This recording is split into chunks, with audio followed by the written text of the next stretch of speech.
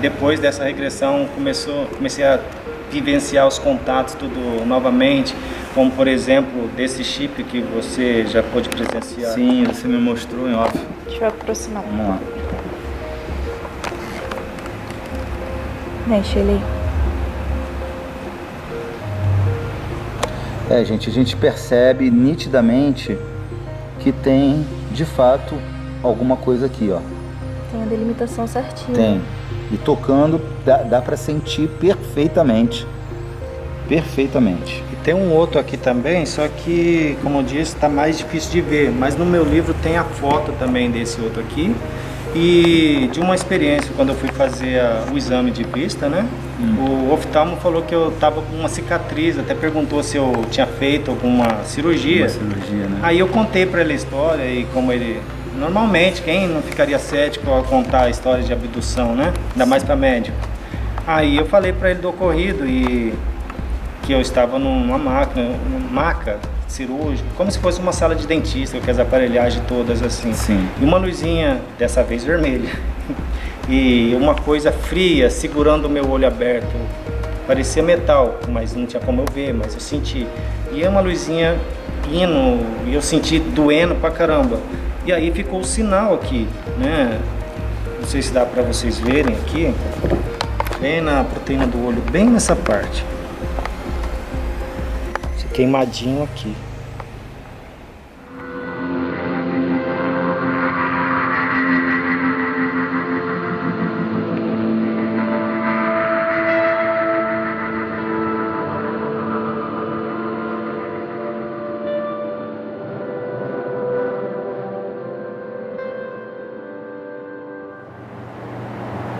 Ele foi abduzido, tem chip implantado, foi curado pelos ETs. Saudações, meus amigos, eu sou o Cristiano Gonçalves e esse é mais um programa Contato OVNI Ufologia. E hoje a gente vai apresentar a entrevista que eu fiz com o Daniel Oliveira. Eu fiz essa entrevista com ele momentos antes do início do nosso evento lá em Pouso Alegre. Inclusive a entrevista ficou linda no cenário, lá no Teatro Municipal. A gente gravou lá no palco, ficou bem bacana. E hoje eu vou trazer aí para vocês o relato incrível que o Daniel passou, né? E muitas dessas coisas incríveis ele tem provas concretas, tá? Vocês vão assistir isso durante a entrevista. Antes, aquele pedido clássico, você que está chegando aí pelo título do anúncio do programa, né? O título do vídeo, se interessou, ou então alguma pessoa te encaminhou o vídeo, você está chegando pela primeira vez aqui no canal Contato OVNI Ufologia, te peço para que você se inscreva. Sim, se inscrever, acionar o sininho, dar aquele like, são ações que vão ajudar a gente a fortalecer o canal.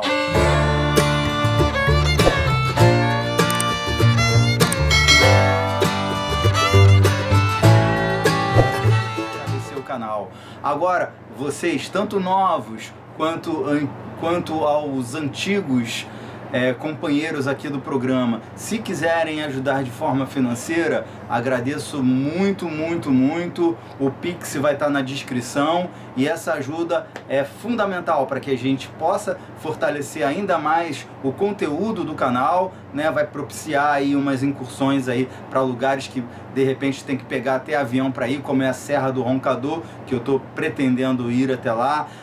Voltar à Chapada dos Veadeiros, tem também a Chapada Diamantina e Guimarães. Então são lugares longe que a gente só tem como ir de avião, né? Claro, para poupar tempo e até acaba sendo mais econômico mesmo ir de avião.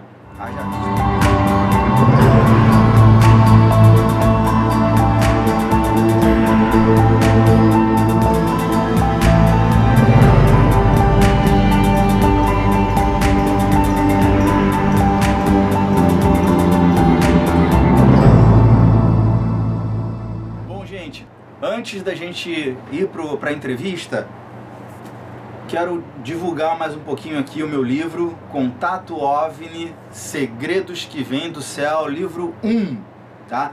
está previsto para esse ano ainda o lançamento do livro 2, que ao invés de ser Segredos que Vêm do Céu, vai ser Segredos em Varginha. Sim, o pano de fundo é o caso, o famoso, clássico caso do ET de Varginha, só que obviamente vai ser a continuidade desse, tá? Então, você que ainda não leu o livro 1, aproveita, é só entrar em contato, meu WhatsApp tá aqui e tá na descrição também. Entre em contato comigo para você adquirir o volume 1. É uma história sensacional, muita gente já deu um feedback super positivo, inclusive críticas literárias.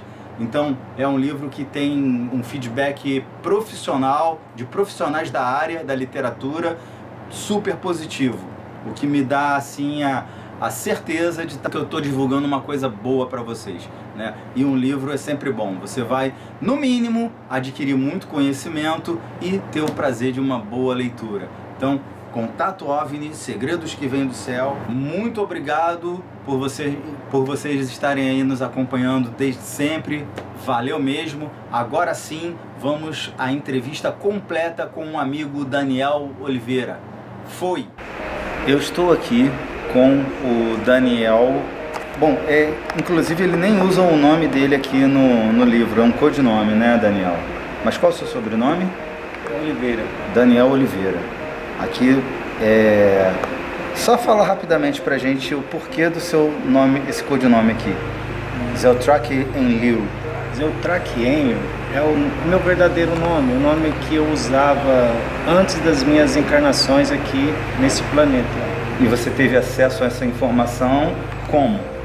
Bem, desde pequeno eu tenho lembranças de outras vidas, inclusive na escola, quando manifestou algumas lembranças, principalmente de Roma antiga, né? Eu precisei ficar afastado da escola. Fui taxado de louco. Sim. Mandaram rezar para mim que eu estava possuído, sabe? Sei, pensava essas coisas, porque junto com algumas lembranças vem lembranças da língua também. E aí, naquele tempo, falei algumas coisas, eu acho que em latim antigo, né? E a professora ficou meio que escandalizada, porque naquele tempo tinha, acho que como que fala, eu estudava estudo religioso na escola, sabe? Sei. Aí a professora ficou um pouco escandalizada com uma criança de 10 anos falando em latim. Foi isso. Daí, por um bom tempo, por anos, eu me guardei. Não falei mais isso para as pessoas porque eu tive que tomar remédio obrigado, sabe? Nossa. Foi ruim para minha saúde física também. Depois, para desmamar, foi pior ainda. E eu sempre converso e sempre via um amigo, né? Só que antes eu não entendia muito bem por causa da minha mentalidade humana em desenvolvimento. Entrava em conflito comigo mesmo, com a minha outra memória. Como eu poderia explicar? Um computador, quando você tem um HD e você particiona ele, você tem um sistema operacional aqui, e do lado de cá você tem um backup com todos os seus arquivos. É a mesma coisa, eu conseguia acessar aqueles arquivos, mas eu não compreendia no sistema operacional que eu estava usando naquela idade, entende? E aí, com 18 anos mais ou menos, eu, meu sobrinho e um amigo meu, nós fomos acampar na montanha do Cristo aqui de Pouso Alegre. Cristo do Pouso Alegre, nós temos até a imagem. Então, e tem uma lenda aqui na cidade, os mais antigos, sabe, que eles falam que aparecia bolas de fogo, coisas assim na montanha, né? E nós queríamos ver isso. E sempre quando o tempo ficava chuvoso, aparecia 3 luzes lá, certinho. Igualzinho a constelação de Órion, daquele jeito. Sempre se movia por igual. Aí um dia nós marcamos de ir na chuva, num tempo igual esse que a gente está nessa época do ano, né? Bem chuvoso. Subimos que nem doido lá e na hora que a gente montou o acampamento num lugar, não no Cristo em cima, mas nas árvores um pouquinho para lá. Quando corta, quem mora em Pouso Alegre conhece o lugar que corta caminho. Certo. Então é pela mata, então a gente marcou lá, não tinha como ver luz externa. Se passasse carro a gente não ia ver. E aí começou a chuva, né? Quando a gente chegou lá, uma luzinha igual de canetinha laser, só que não vermelha, branca. Pegou de baixo e foi subindo até em cima, como se estivesse caminhando a barraca. E a hora que chegou até o final, nós apagamos.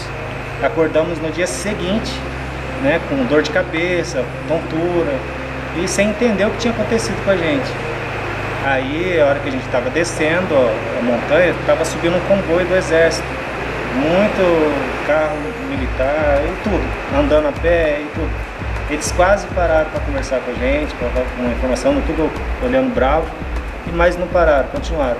Daquele dia em diante, quem é mais antigo em Pouso Alegre lembra que a Montanha do Cristo foi interditada. Ninguém podia subir lá mais, a não ser escoltado ou quem trabalhava, na verdade quem trabalhava lá na torre lá em cima, para fazer manutenção tinha que ir escoltado até lá em cima do acampamento. Quando aquela luzinha, igual caneta laser, subiu até o topo da barraca, uma luzinha branca, nós apagamos, eu, meu sobrinho e o meu amigo.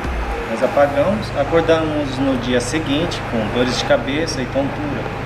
E aí nós, sem entender o que tinha acontecido, as coisas que nós levamos para fazer churrasco, apesar que estava tempo chuvoso, não ia dar, né? Mas coisas que nós levamos para comer lá em cima, ficou lá, cheio de formiga.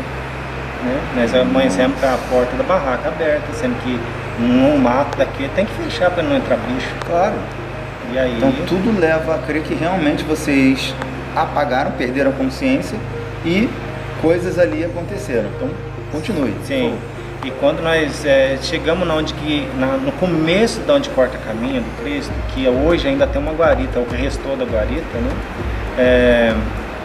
Nós chegamos lá, estava um comboio do exército subindo. Exército, de caminhão, pessoas a pé, quase pararam nós, mas continuaram seguindo. E aí desde esse dia, né, eu não lembro a data para te falar, mas os Pouso Alegrenses mais antigos daqui de Pouso Alegre, né, vão lembrar a época que ninguém podia subir mais no Cristo. Eles impediram as pessoas de subir no Cristo, falaram que alguém lá do Rio de Janeiro tinha comprado ali até de patente alta. Mas não fui eu não, tá? E aí ninguém podia subir lá no Cristo. E ficou só quem trabalhava nas manutenções das torres que podia subir ainda escoltado. E ficou por isso uns 2 anos desse jeito. Depois simplesmente abandonaram o local.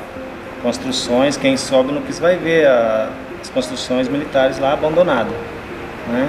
Quer dizer, muito provavelmente ou pousou uma nave lá ou coisa do tipo, né? Porque uma coisa é a gente fazer uma conjectura aleatória, outra é depois de uma coisa que você vivenciou e que está nos relatando aqui. Então tem aí até uma ligação para a gente estabelecer uma credibilidade muito grande, né, nisso que você está nos relatando. Por favor, continua, Daniel. Então, aí, muito tempo depois, eu assistindo um programa na casa da minha mãe, eu não sei se eu posso falar o nome do canal, né? Depois você corta, né? Não, tudo bem. No History, e eu vi uma doutora daqui do Brasil mesmo, tem um canal famoso no YouTube até, né? E lá ela apareceu, eu procurei o contato dela, né? Ela teve uns casos parecidos com o meu, que a pessoa não lembrava, foi lá e então eu marquei uma sessão com ela. Uma sessão de regressão hipnótica. Perfeito. Para poder tentar lembrar o que aconteceu aquele dia, porque todo mundo só lembrava até ali. Chegar, a luzinha, tá, acordar com dor de cabeça. Só isso que nós lembrava. Aí nisso veio as memórias de outras existências, né? E coisas que quando eu era criança eu já lembrava. Só que eu quis esquecer. Eu não queria mais lembrar. Como eu disse no começo da nossa entrevista, eu fiquei calado um tempo, né? E esse tempo foi onde que voltou tudo ali, mas só que agora eu consegui entender melhor o que estava acontecendo comigo. E só dando uma pausa nesse assunto, não saindo do foco, mas eu ouvi dizer de um menino lá da Rússia, um tal Gurishka, que hoje, nos tempos de hoje, ele está calado, ninguém sabe notícia dele. Eu acredito que ele possa ter tido decepções da mesma forma que eu tive, e então ele resolveu se calar. Esse é o meu ponto de vista, baseado na minha experiência. Perfeito. E através dessa regressão hipnótica você se lembrou de existências passadas sua aqui no planeta Terra? Sim. Uma delas, você como faraó Amenhotep Amenófis IV. É um faraó bem conhecido, só que eu não quero falar sobre isso agora. Tranquilo, tranquilo. Porque como ele é um faraó conhecido, pode pessoas ficarem meio escandalizadas. Apesar que a todas as memórias, grandes partes das informações, eu coloquei no meu livro, principalmente o porquê que eu mudei meu nome de Amenhotep Amenófis para o nome que é mais conhecido hoje, né? Aí, depois dessa regressão, comecei a vivenciar os contatos tudo novamente, como por exemplo, desse chip que você já pôde presenciar. Sim, você me mostrou em off. Deixa eu aproximar. Vamos lá. Mexe ele aí. Gente, a gente percebe nitidamente que tem, de fato, alguma coisa aqui, ó. Tem a delimitação certinha. Tem. E tocando, dá para sentir perfeitamente. Perfeitamente. E tem um outro aqui também, só que, como eu disse, está mais difícil de ver. Mas no meu livro tem a foto também desse outro aqui. E de uma experiência, quando eu fui fazer o exame de vista, né? O oftalmo falou que eu estava com uma cicatriz, até perguntou se eu tinha feito alguma cirurgia. Né? Aí eu contei para ele a história e como ele... Normalmente, quem não ficaria cético ao contar a história de abdução, né? Ainda mais para médico. Aí eu falei para ele do ocorrido e que eu estava numa maca cirúrgica, como se fosse uma sala de dentista, com as aparelhagens todas assim. Sim. E uma luzinha, dessa vez vermelha, e uma coisa fria segurando o meu olho aberto. Parecia metal, mas não tinha como eu ver, mas eu senti. E é uma luzinha indo, e eu senti doendo pra caramba. E aí ficou o sinal aqui, né? Não sei se dá pra vocês verem aqui, bem na proteína do olho, bem nessa parte. Esse queimadinho aqui.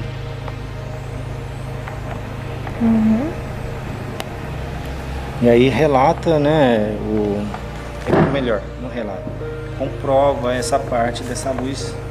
E o médico não entendeu o porquê, né?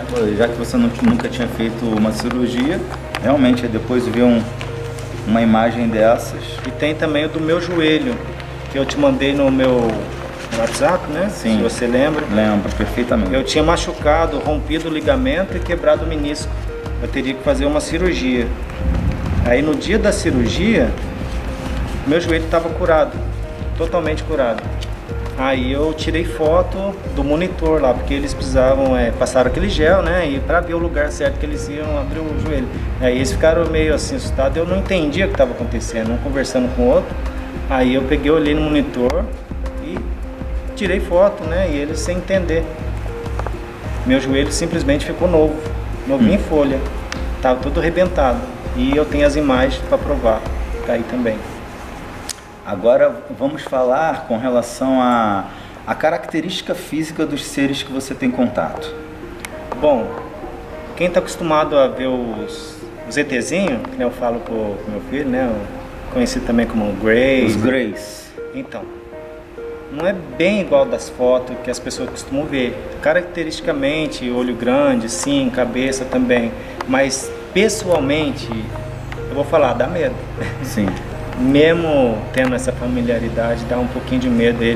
A pele deles é um branco acinzentado, bem clarinho, e tem várias pintinhas, sardinhas, sabe? Sim. Assim. Uhum. E eu fiquei também sabendo os detalhes que também conto no livro, o propósito. Muitas pessoas só lembram do olho preto, totalmente preto, mas não é bem assim.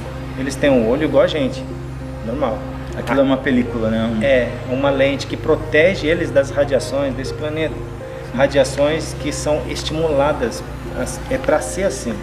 Imagina agora os humanos seguindo a mesma diretriz que está gravado no DNA matriz. Estão inventando chips para isso, para aquilo. Lá atrás, no planeta deles, né? Eles criaram a mesma coisa. Só que chegou num ponto que esse chip fundiu-se com o DNA deles e eles começaram a ficar mais frios, sem sentimentos. E assim pondo em risco a espécie deles, igual os humanos. Se continuarem assim, né? Não vai poder mais ter filhos da forma natural. E os estoques de materiais genéticos também poderão acabar e no fim acabar entrando numa extinção. Então eles resolveram terraformar um planeta, que no caso foi esse aqui, há muito tempo atrás.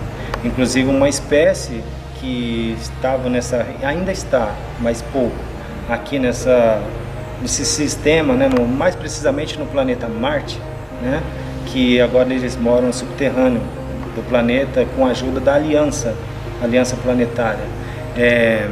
Teve guerra feia aqui, vou falar bomba atômica, mas bomba atômica não chega nem perto do que aconteceu lá. Uma bomba muito forte que destruiu a camada protetora do planeta e possibilitando todas as radiações chegarem ali. E aí, nos tempos atuais, assim, digamos, tem 2 espécies morando lá agora, naquele lugar. Uma que tem um tipo de exoesqueleto, né, que eles conseguem sair, ficar um tempo na parte de cima do planeta, andar, e outra que é mais frágil, que fica embaixo do planeta mesmo. Mas as características ainda permanecem, né, com o olho grande. E a questão do... esses daqui, né? Sim. E a questão do olho grande que nem eu havia me falado pelo WhatsApp, né, eu perguntei, porque a gente tem que perguntar, não pode ficar lá só assustado lá. Lógico. Eu faria a mesma coisa, perguntaria tudo que eu pudesse. Então, porque eles enxergam frequências de luz. Até o vento, se tivesse possibilidade, o vento tem uma coloração, uma tonalidade, o som tem uma tonalidade, tudo tem um tom. E eles conseguem ver isso, eles conseguem vibrar a frequência do corpo deles nessa tonalidade, assim, possibilitando eles entrarem em outras dimensões. Entende isso? Sim. Perfeitamente. Então essa é uma característica evolutiva do corpo deles. Então essa limitação também de espírito, encarnação, isso é uma tecnologia antiga. Os humanos já estão descobrindo. Um exemplo, uma prótese, que você consegue mexer a prótese de uma mão, por exemplo, com o pensamento, apenas ligado a alguns fios. Você já viu alguma coisa assim? Já. Isso é o princípio. Vai chegar um dia que vão conseguir fazer um controle de um equipamento, de um drone, à distância, apenas com o pensamento. Quando começarem a produzir órgãos clonados de humano, vão conseguir fazer a sincronia. Como fazer? O cérebro, ele tem uma frequência, tudo tem uma frequência energética. Quando conseguirem sincronizar essa frequência, vão conseguir controlar muitas coisas. E aí vão, sim, entender como que funciona a reencarnação. Estão próximos disso. A reencarnação é uma tecnologia antiga. Que incrível. Interessantíssimo. Agora você disse que aqueles que nós conhecemos como Greys, obviamente, Greys é cinzas em inglês, né?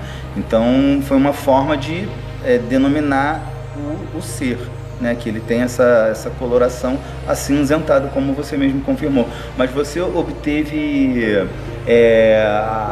deles mesmo o nome exato da raça deles.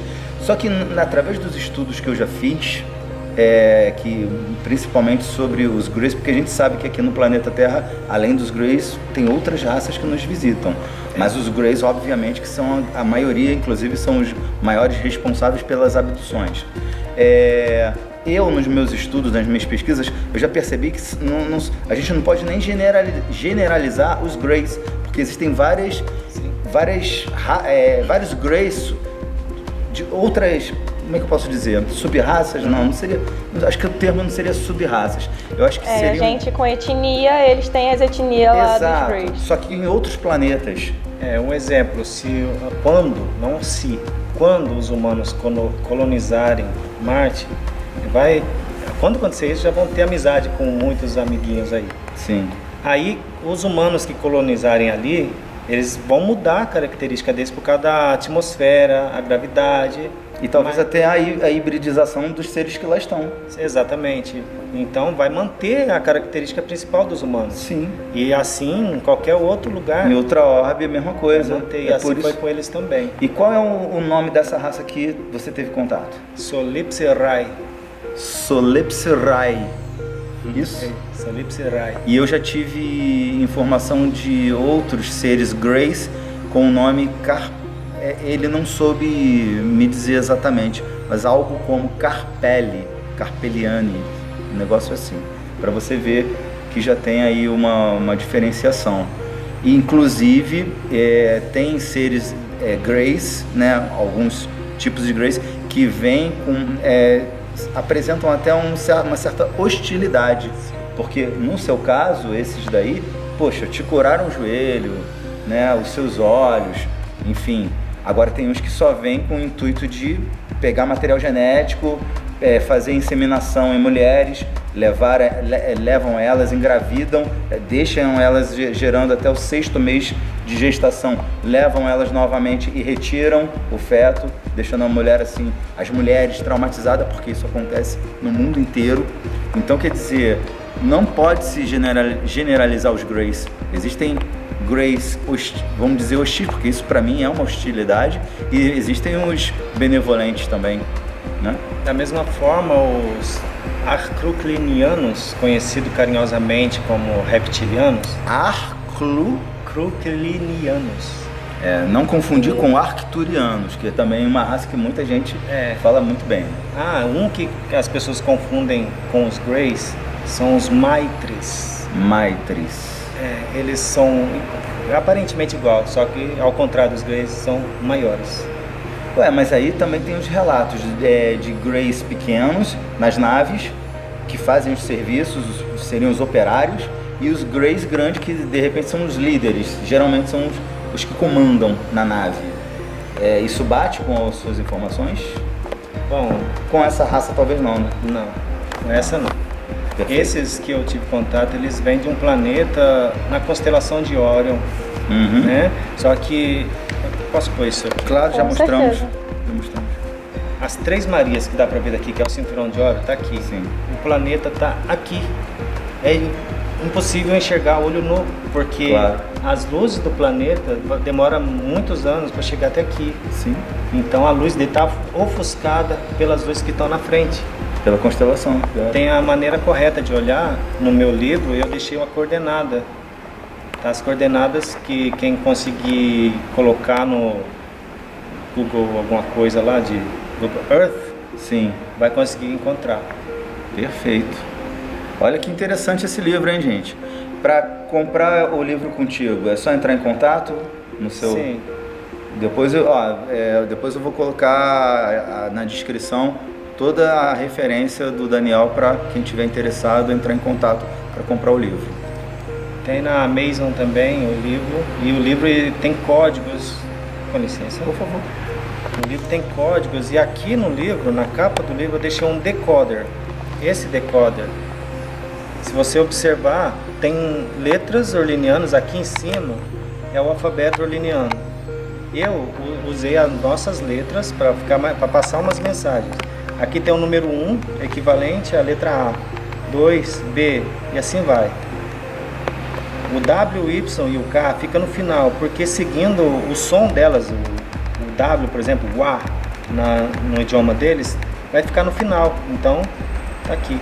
Então, eu pus aqui seguindo. E os códigos, tem mensagens aqui, por exemplo, da Esfinge do Egito. Tem uma coisa muito importante naquela esfinge. E eu deixei as mensagens tudo aqui. Tá. Mas antes de eu mostrar, quero mostrar a foto das naves. Nave daqueles que as pessoas conhecem como pleiadianos. Aqui ela subindo na montanha do Cristo, tá vendo? Eles me permitiram tirar essa foto e com testemunhas junto. Aí depois a mesma virou de lado e sumiu no horizonte. Interessantíssimo. O formato dela é esse mesmo, né? Meio charuto. Comprida. Aqui alguns códigos, aqui eu estou explicando como que é a roupa e os equipamentos que eles costumam usar, foi me permitido. Eu desenhei... Qual a altura deles? Em torno de 1,60 m, por aí. Né? Não muito alto. E aqui estão os códigos que vocês vão ter que decifrar. Muitas informações não poderia passar fácil, né? Sim. Essa aqui é uma das naves que estava em cima da minha casa. Eu tenho a filmagem, eu acho que eu te mostrei.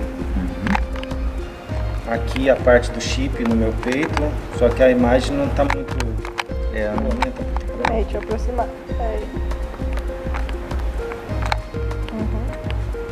E aqui, naves invisíveis. Quando elas ficam invisíveis, esse fenômeno que você fala, fenômeno não sei o que, fenômeno não sei o que, ela reflete a luz não bate nela e atravessa, dá para ver o lado, mas as nuvens batem nela e fica o formato. Entendo. Não consigo explicar a forma técnica. Aqui é um desenho do planeta Terra antes lá quando ele foi criado, antes do dilúvio, que as pessoas conhecem como dilúvio. Aqui havia cristais de gelo em volta do planeta Terra, que foi onde agora tem bastante água. E o planeta Terra eles conhecem como Vaina, não Terra, Vaina. Aqui que está o código. Essas 3 bolinhas faz uma referência... Três Marias. Exatamente. E o planeta deles aqui atrás. Acertei? Acertou. E ali, Obrigada. e ali as coordenadas. Legal. Maravilha. Deixa eu ver se tem aqui da Esfinge. Aqui eu fiz um mapa das lembranças da minha primeira encarnação no Egito. Ela já estava lá. Então aqui eu fui falando. Ela é anterior às pirâmides, né? E as pirâmides, aqui no meu livro eu falo como que elas foram construídas. Que foram através desses Grays que tiveram contato com você? Sim? Sim. Que teve uma guerra, várias guerras, mas essa guerra, a primeira guerra, foi da rebelião, que algumas pessoas, vamos falar de religiões, conhecem como Satanás, serpente, essas coisas todas aí. Aí eu explico de uma outra forma, né, que teve essa rebelião, né, e o pessoal perdeu a briga. O pessoal do bem, falando assim, perdeu e ficou escravo junto com alguns humanos híbridos que tinham sido criados naquele tempo. E aí com uma espécie de coleira limitadora, porque os olinianos, eles conseguem usar a capacidade do cérebro bem mais que nós aqui encarnados humanos, né? Usam 100%, vamos dizer assim, do cérebro. Então, você usando essa capacidade, você consegue mover as coisas sem precisar com a mão, como telecinese. Então isso foi uma grande ajuda para construir aquilo lá, e elas funcionam como uma antena para energia, e elas são alinhadas com o planeta. Sim. Se você observar, tem uma bem pequenininha ali por perto das 3 maiores que representa o planeta Orlionk, que é o planeta deles. Bom, Daniel, eu acho que esclareceu bastante coisa. Tem alguma outra coisa que você pensava em falar aqui nessa entrevista, ou por hoje era isso mesmo? Só mais uma coisa. Aqui eu fiz uma alusão ao portal. Antes de eu me encarnar pela primeira vez no planeta, eu construí um portal. E esse portal, aqui no livro eu conto a história, tudo e porquê. Esse portal, ele ficou guardado no Iraque por muito tempo. E quando pessoas ligadas aos maus, digamos assim, descobriram a localização, forjaram aquele acontecimento nas torres para poder ter um motivo para entrar naquele país e roubar esse artefato. Só que a única maneira de fazer funcionar tanto o portal quanto uma nave de forma eficaz é com a pessoa que fez aquilo. Por exemplo, você tem o seu carro. Se ao invés da chave do carro fosse fundido uma parte do seu DNA, você, a hora que você relaxa naquele carro, ele faria parte de você. Você sentiria como se fossem as suas pernas, você conduziria com a mente. Então a tecnologia deles é assim. Por isso a capacidade de se movimentarem, fazer movimentos erráticos, desafiando a lei da gravidade, a inércia, né? Aquela coisa que a gente vê que é impossível qualquer aeronave aqui fazer. Exatamente. Com a mente. Né? E aí entra aquela questão deles vibrar na frequência das energia das luzes, e assim consegue passar para outra dimensão, ou ficar invisível. E a desmaterialização também. Né? Exatamente. É isso. Beleza. Daniel, muito obrigado por todo esse depoimento. É isso, meus amigos. Daniel Oliveira ou de Oliveira? Daniel Alves de Oliveira. Daniel conhecido Alves. como Zeltrack. Zeltrack Enlil. Muito obrigado. O livro dele, como eu disse, está na descrição para quem quiser entrar em contato e adquirir. Valeu.